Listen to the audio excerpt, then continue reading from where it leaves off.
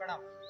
आज मैं आप सभी को इस वीडियो के माध्यम से अभी आईसीएसई बोर्ड में जो योग की प्रतियोगिता होने जा रही है ओलंपियाड, तो उसमें जो आपका सिलेबस है वो मैं आपको बताने वाला हूँ। तो आज आपका सिलेबस है ये 2A करके है, ये क्लास 9th 10th के बच्चों के लिए है। तो जो बच्चे उसमें प्रतिभाग कर रहे हैं वो इस वीडियो को देखें, और जो बच्चे नहीं भी प्रतिभाग कर रहे हैं वो भी इस वीडियो को देखें और अपने जीवन में योग को अडॉप्ट करें, अपना स्टेमिना बढ़ाएं, अपने स्ट्रेंथ को डेवलप करें और अपने भीतर स्टेबिलिटी लाएं। तो इसके साथ मैं आप सर्वप्रथम आपको इस वीडियो के माध्यम से बताने वाला हूँ कि सूर्य नमस्कार, ये आपके सिलेबस में जो पहली क्रिया है वो सूर्य नमस्कार है। सूर्य नमस्कार में आप सभी दोनों साधक अपना फेस आमने सामने कर लीजिए। सर्वप्रथम मैट पे आगे आएंगे, दोनों हाथों को पार्श्व में रख लीजिए। जो सिलेबस में है उसमें सूर्य नमस्कार का अभ्यास है। सर्वप्रथम आप इसमें 12 पोस्चर है बच्चों, ये ध्यान में रखेंगे। 7 आसन है। पहला आसन आप करेंगे, दोनों हाथों को पार्श्व भागों से लाइए, धीरे धीरे ऊपर की तरफ, हाथ शोल्डर के बराबर, इसके लिए ऊपर दोनों एल्बो को ज्वाइन कर लीजिए, धीरे धीरे नीचे की तरफ आइए। इसका नाम है प्रणाम आसन या नमस्कार पोज भी। दूसरा आसन, अब आप पीछे की तरफ जाइए, हस्तोत्थान आसन, दोनों पैरों को ज्वाइन करके रखिए। हाँ, हस्तोत्थान आसन, ये ध्यान में रखेंगे, हाथों को जितना अधिक स्ट्रेच कीजिए स्ट्रेट उतना अच्छा रहेगा। धीरे धीरे नीचे आइए, श्वास को छोड़ते हैं, ये बैक के कार्य में भी अच्छा रहेगा, ये उदर संबंधित रोगों में अच्छा है। इसका नाम है, ये तीसरी पोस्चर है बच्चों, पाद हस्त आसन। ये बहुत अच्छा अभ्यास है। सर को घुटनों के बीच में डालिए, दोनों हाथों की हथेली जमीन पे हो, पैर सीधा हो, नी स्ट्रेट रखना है, ये ध्यान में रखना। चौथा अभ्यास, दायां पैर आगे, अब बाएं को पीछे ले जाइए, आश्वासन चक्र। दायां पैर आपका आगे होगा, बायां पीछे की तरफ होगा, स्ट्रेच करिए, ऊपर आसमान की तरफ दृष्टि हो। अब यहाँ से पांचवा आसन जो है वो पर्वत आसन। फिर पीछे की तरफ आइए, हाँ, एड़ी को जमीन से लगाएंगे, नाभि को देखेंगे, सिर को आप जमीन से लगाने की कोशिश करिए। हाँ, मन शांत हो जाए, पर्वत के आकार में अपने शरीर को आप बना देंगे। ठीक, यहाँ से जो छठवां अभ्यास है अष्टांग नमस्कार, चिन को लगाइए, हाँ, चेस्ट को लगाएंगे, दोनों हाथों की हथेली जमीन पे, घुटने भी जमीन पे, पंजे भी जमीन पे होंगे। आपका थाई का जो पोर्शन है ये ऊपर की तरफ आएगा इस प्रकार से, ये विशेष ध्यान में रखेंगे आप। अब धीरे धीरे यहीं से भुजंगासन में आइए, दोनों पैर जुड़े हुए, तलवे फ्लैट करिए, श्वास को भरते हुए ऊपर की तरफ आएंगे, मन शांत रखिए और सहज। अब पुनः फिर से यहाँ से धीरे धीरे आप वापस जाइए, पर्वत आसन में आएंगे। अब भुजंगासन बैक की कादी में बहुत अच्छा है। पर्वत आसन में इस प्रकार से थोड़ी देर तक होल्ड करिए। अब पुनः यहाँ से बाएं पैर को आप आगे की तरफ लाइए, लेफ्ट लेग आपका आगे आएगा, मन शांत हो सहज, या संचलन हो जाएगा। नौवीं क्रिया, 10वां अभ्यास पादहस्तासन, पुनः फिर से वापस आइए, दाहिने पैर को अब आप आगे की तरफ लाएंगे, पूरी हथेली जमीन पे, सर घुटनों के बीच। फिर यहाँ से धीरे धीरे आप ऊपर की तरफ आइए, हस्तोत्थान आसन। हस्तोत्थान आसन में पीछे की तरफ जाइए, मैक्सिमम स्ट्रेच करिए, गुड। धीरे धीरे आगे आइए, प्रणाम आसन, नमस्कार पोज, ये धीरे धीरे वापस आ गए, चेंज कर लेंगे, रिलीज एंड रिलैक्स। ठीक, अब आप सभी स्टैंडिंग पोजीशन में जो करने वाले अभ्यास है उनको करिए। इसमें 4 आसन आपको बताए गए हैं बच्चों, जो 9th और 10th के बच्चे हैं आपके सिलेबस में, ये 4 आसन है।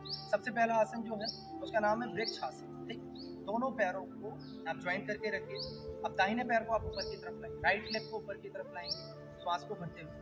इसमें जो नी की पोस्चर है बच्चों वो बिल्कुल स्ट्रेट होनी चाहिए, आपके पैर के बराबर में, ठीक पंजों के बराबर में।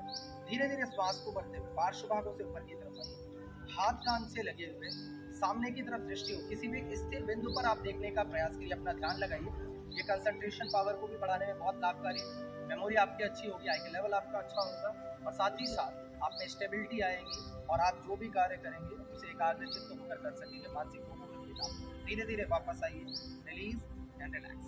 अब चेंज करिए, पुनः इसी अभ्यास को दूसरे पाँव से भी करेंगे। जिन्होंने राइट लेग से किया वो अब लेफ्ट लेग से कर लीजिए इसी अभ्यास को, मन को शांत और सहज करते हुए। इसका नाम वृक्ष आसन है, ध्यान में रखिएगा। एक पाद वृक्ष आसन भी बोल सकते हैं, एक पाद प्रणाम आसन भी इसको बोल सकते हैं, ये भी विशेष कर ध्यान में आप रखेंगे, सहजता को। अब यहीं से जो धीरे धीरे नीचे आइए, मन को शांत और सहज करते हुए पुनः नीचे आएंगे। अब यहाँ से जो दूसरा अभ्यास है उसका नाम है हस्तोत्थान आसन। ठीक, हस्तोत्थान आसन। अब हस्तोत्थान आसन में क्या करना है, सबसे पहले आप फेस इधर की तरफ कर लीजिए, दोनों पैरों को ज्वाइंट करेंगे, देन श्वास को भरते हुए बैक में आएंगे, पीछे की तरफ, हाथ कान से लगे हुए स्ट्रेट, मन शांत हो सहज, दोनों हाथों में गैप करिए, थोड़ा सा शोल्डर के बराबर, पीछे की तरफ दृष्टि हो, ये बैक किक में भी बहुत अच्छा है। अब मन को शांत और सहज करते हैं पुनः। अब जो आपकी तीसरी क्रिया है ये हस्तोत्थान आसन हो गया, धीरे धीरे आप पीछे सामान्य स्थिति में। जो तीसरी क्रिया है उसका नाम है पाद हस्तासन। पाद हस्तासन में क्या करना है, फिर से श्वास को भरते हुए आप ऊपर की तरफ आएंगे, ऐसे लंबी गहरी सांस को भरिए, धीरे धीरे नीचे की तरफ आइए, पूरी हथेली जमीन पे होगी आपकी ऊपर। अब पत्तों को आप घुटनों के बीच में डालिए, पैर के बीच में, मन को शांत और सहज करते हुए थोड़ी देर तक ऐसे होल्ड करके रखें। सजगता का भाव, पूरी हथेली जमीन पे हो, सर घुटनों के बीच में, नी को बेंड नहीं करना आप यहाँ पे, ये बहुत ज्यादा होता है जनरली, ये डाइजेस्टिव सिस्टम के लिए भी बहुत लाभदायक है। चलिए धीरे धीरे ऊपर आ जाएंगे, यहाँ पे रिलैक्स कर लीजिए। अब जो अंतिम क्रिया है आपकी स्टैंडिंग पोजीशन में बच्चों, वो है त्रिकोण आसन। दोनों पैरों में आप गैप मेंटेन करिए, सबसे पहले बोथ लेग्स में गैप मेंटेन करेंगे। यस, अब यहाँ से क्या करना है, आपको एक पंजा आपका ओपन होगा, दायां या बायां कोई सा, दूसरे हाथ को आप जेब के पास रखिए, धीरे धीरे नीचे की तरफ आएंगे, श्वास को छोड़ते हुए, दूसरा हाथ आपका ऊपर की तरफ होगा। जिस पंजे को आपने ओपन किया है उसी दिशा में आप उसी हाथ को नीचे की तरफ लाएंगे, दूसरा हाथ आपका ऊपर की तरफ, मध्यमा उंगली को देखने का प्रयास करें। ये भी जो साइड के फैट होते हैं इनको लूज करने में भी ये बहुत इफेक्टिव है।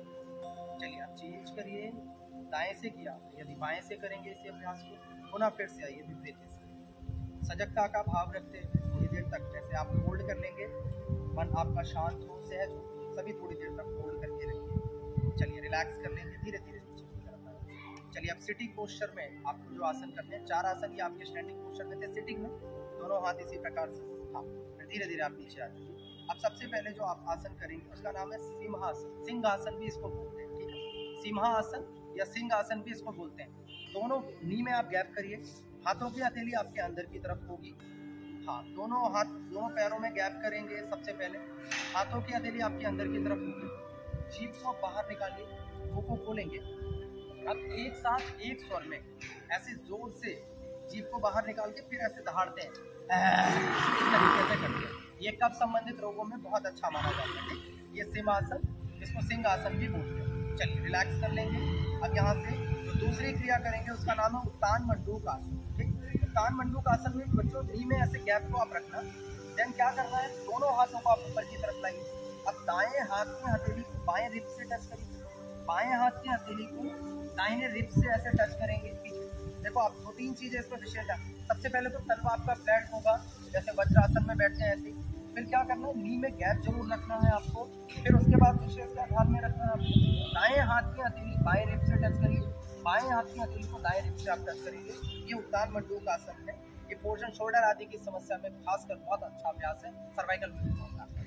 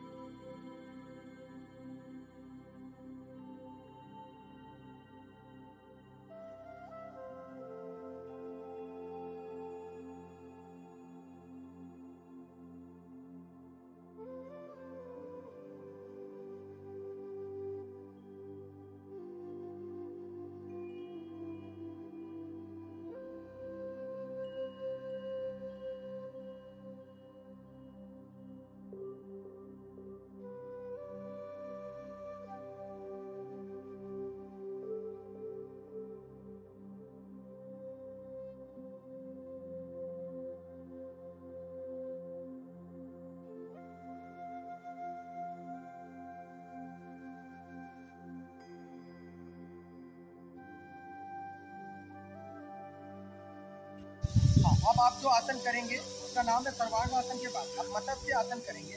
सर्वप्रथम ऐसे लेट जाएंगे अपने स्थान पर। अब लेटे लेटे ही आप पद्म आसन लगाइए सबसे पहले। अब पद्म आसन लगाएंगे, फिर क्या करना है, दाहिने अब मत्स्य आसन में सबसे पहले आपको क्या करना है, स्पाइन को उठाना है। गर्दन आपकी नीचे की तरफ ऐसे जाएगी। हाँ, हेड पे आप पूरी बॉडी को होल्ड करिए, इस प्रकार से होल्ड करेंगे सिर पे, शरीर के ऊपरी अंग को। उसके बाद क्या करना है, पैर की अंगुलियों को आपको इस प्रकार से पकड़ लेना है। देन एल्बो आपकी जमीन पे होगी, कोहनी जो है वो जमीन पे होगी। इस प्रकार से थोड़ी देर तक होल्ड रखिए मत्स्य आसन में, ऐसे सजगता का भाव रखते हुए सभी थोड़ी देर तक होल्ड करके रखेंगे। ये भी बहुत अच्छा आसन है बैक किक के लिए भी। इसमें विशेष क्या ध्यान में रखना है, ये जो कमर स्पाइन है हमारी, इसको आप ऊपर की तरफ जरूर रखिएगा, ये ध्यान में रखेंगे। और देन क्या करना है, ऐसे दाएं हाथ से भी पैर के अंगूठे को पकड़ना है, बाएं हाथ से भी, और एल्बो को कोहनियां जरूर जमीन से लगी हुई, फिर इस प्रकार से जमीन से लगा हुआ होगा। बाकी बॉडी को आप ऊपर ही रखेंगे। तो चलिए धीरे धीरे आप नीचे आइए, रिलैक्स कर लेंगे। अब यहीं से जो अगला अभ्यास है आपका, जो वो है शीर्षासन। शीर्षासन कैसे करेंगे, अब ये ध्यान में रखें। शीर्षासन में आप सभी को शीर्षासन जो करना है, शीर्षासन में आप किस प्रकार से करेंगे, सबसे पहले दोनों पैरों को ऐसे ज्वाइंट करके ही रखिए। चलो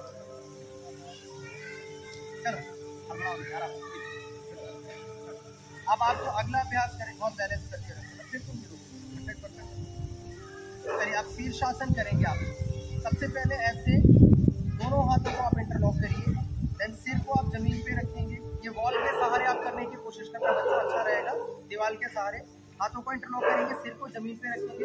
फिर धीरे धीरे दोनों पैरों को आप ऊपर की तरफ लाइए, या पहले आप एक पैर को भी ला सकते हैं, फिर दूसरे पैर को लाइए। और वॉल के सहारे जब आप करेंगे तो पीछे गिरने का डर नहीं होगा। फिर दोनों पैर के पंजों को मैक्सिमम स्ट्रेच करिए ऊपर की तरफ, और इस प्रकार से बॉडी को होल्ड करके रखेंगे तो अच्छा रहेगा। ये मस्तिष्क के लिए भी बहुत अच्छा है, कंसंट्रेशन पावर को बढ़ाने के लिए, मेमोरी अच्छी होगी, बालों के लिए भी अच्छा है, ब्लड सर्कुलेशन अच्छी होगी, आई साइड आपकी अच्छी होगी। शीर्षासन इतना इफेक्टिव होता है। धीरे धीरे नीचे आते हैं, पहले बाएं पैर को, दाएं पैर को, या दोनों पैरों को आप एक साथ मिला सकते हैं। ये शीर्षासन आपके सिलेबस में है, इसको भी करें। अब जो दो प्राणायाम है, ये बच्चे बैठ कर इसको कर लेंगे। सबसे पहला जो प्राणायाम है उसको आप करेंगे। फिर उसके बाद जो बड़े बच्चों का सिलेबस है उसमें 2 प्राणायाम है, और उसके बाद क्रियाएं भी है, अग्निसार क्रिया भी है, आप करते हैं। तो सबसे पहले जो आप करेंगे इसमें वो है नाड़ी शोधन प्राणायाम, अनुलोम विलोम प्राणायाम। तो ये संपूर्ण शरीर में जो 72 करोड़ 72 लाख 10,201 नसकारियाँ हैं, इन सभी की शुद्धि करने के लिए ये लाभकारी माना जाता है। कमर गर्दन को आप ऐसे सीधी करके बैठेंगे, दोनों हाथों में ध्यान मुद्रा पहले लगा लीजिए, वायु मुद्रा, जो भी आपको ठीक लगे। पद्मासन, सुखासन, सिद्धासन, किसी भी आसन का आप चयन कर सकते हैं तो आपसे आसानी से लग जाए। ठीक, अब आपको क्या करना है, दाहिनी नासिका को आप दूसरे हाथ में ऐसे ध्यान मुद्रा लगा के रखेंगे। फिर आपको दाहिनी नासिका को प्रेस करना है। अब बाएं दाएं हाथ से आप उठाइए, दाहिनी नासिका को दबाएंगे, बाएं से आप सांस को भरेंगे, आंखें बंद कर लेंगे, वो बंद हो, मन शांत हो, सहज हो। अब आप बाएं से सांस को भरें, दाहिनी नासिका को प्रेस करेंगे, पहले बाएं से सांस को भरिए। अब मध्यमा और अनामिका उंगली को दबाएंगे इस प्रकार से। फिर दाएं से आप श्वास को बाहर करेंगे। अब जहाँ से आप श्वास को बाहर करेंगे वहीं से फिर से आप श्वास को भर लेंगे। अब ये आपकी मेमोरी आई के लेवल को भी बढ़ाएगा। जब आप राइट नॉस्ट्रल से सांस को लेते हैं तो वो लेफ्ट ब्रेन पे जाता है, लेफ्ट से जब आप लेते हैं तो राइट ब्रेन पे जाता है। इसमें विशेष कुछ बातें क्या ध्यान में रखनी है, जहाँ से आप श्वास को लेंगे उसकी विपरीत दिशा से आप सांस को छोड़ेंगे, और जहाँ से श्वास को छोड़ेंगे अब वहीं से श्वास को भर लेंगे। इनहेल एक्सहेल करने का ये तरीका आप जरूर ध्यान में रखिएगा। ऐसे श्वास पर श्वास का अभ्यास को करने का प्रयास करिए। ये कंसंट्रेशन पावर के लिए भी बहुत अच्छा, मेमोरी और आईक्यू भी आपकी अच्छी होगी। और साथ ही साथ बच्चों जिनको हेडेक माइग्रेन पेन होता है उनके लिए भी बहुत अच्छा अभ्यास है। संपूर्ण शरीर की समस्त नसकारियाँ शुरू होगी, स्ट्रेस लेवल आपका कम होगा, एंजाइटी आदि जैसी विकृतियों में भी ये लाभकारी अभ्यास, इसको रोज करेंगे। चलिए अब दोनों हाथों को आप ऊपर की तरफ लाइए, इन्हें रब करिए, फिर आंखों पे, गालों पे, कानों पे कसरत लगाएंगे। अब यहीं से जो आप अगला प्राणायाम करेंगे उसका नाम है शीतली प्राणायाम। जीभ को आप बाहर करिए सबसे पहले, फिर रोल करेंगे जीभ को इस प्रकार से, और उसके बाद श्वास को भरेंगे वहीं। अब ये गर्मियों के दिनों में बहुत लाभकारी, मुंह में ठंडक पहुंचाएगा। सांस को भर लीजिए जीभ को रोल करके इस प्रकार से, और फिर यहीं से सजगता का भाव रखते हुए नीचे को नीचे लगाइए, थोड़ी देर तक होल्ड करिए, जालंधर बंदी ये हो जाता है। सांसों को थोड़ी देर तक रोक के रखेंगे। जब श्वास रुकने लगे तो आप